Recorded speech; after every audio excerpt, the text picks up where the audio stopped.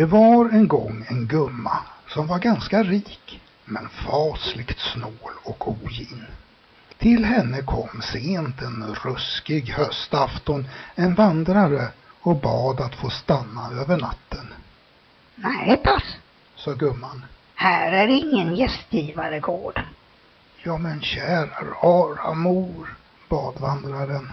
Det är ett så förfärligt väder ute, kan jag inte få stanna kvar ändå och ligga på golvet i stugan? Ja, ni ska väl få det då, eftersom ni är så envis, sa gumman. Skulle inte kära mor också kunna ge mig lite mat? Nej, det är stört omöjligt, sa hon. Hur ska jag kunna dela med mig åt andra när jag själv har så lite att äta? Ja, det kan ju också vara detsamma, sa vandraren. Bara jag kan få låna en gryta. En spik har jag själv och den kan man koka god soppa på. Vad förslag? Koka soppa på en spik? Det hade gumman aldrig i sitt liv hört talas om. Eftersom spiksoppa måste vara en mycket billig föda blev hon, snål som hon var, ruskigt nyfiken på hur den skulle lagas. Den konsten ville hon gärna lära. Hon gick efter både gryta och vatten. Vandraren satte grytan på elden, tog fram en vanlig spik ur fickan och lade den i vattnet. Det här ska bli en god och närande soppa, sa han. Men om man hade lite mjöl och lite gryn till skulle det bli mycket bättre. Men när det inte finns får man klara sig ändå. Nog finns det väl något i huset, fast jag har det svårt, sa gumman, och vandraren fick vad han behövde. Han rörde nu omsorgsfullt om i grytan.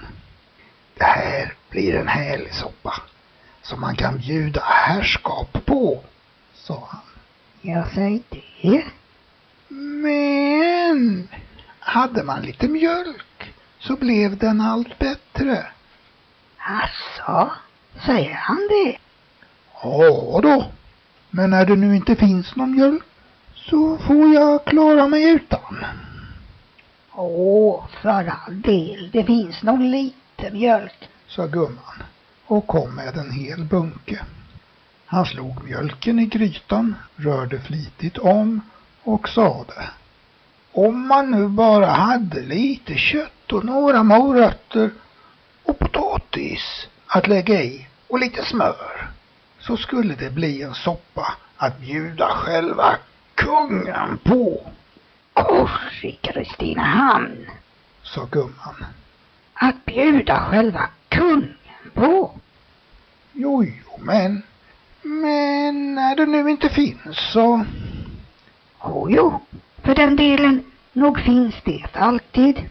Gumman gav honom allt vad han ville ha, och när soppan var färdig tog han upp spiken, stoppade den i fickan och bjöd gumman att smaka. Hon smakade och smackade. Var den inte god kanske?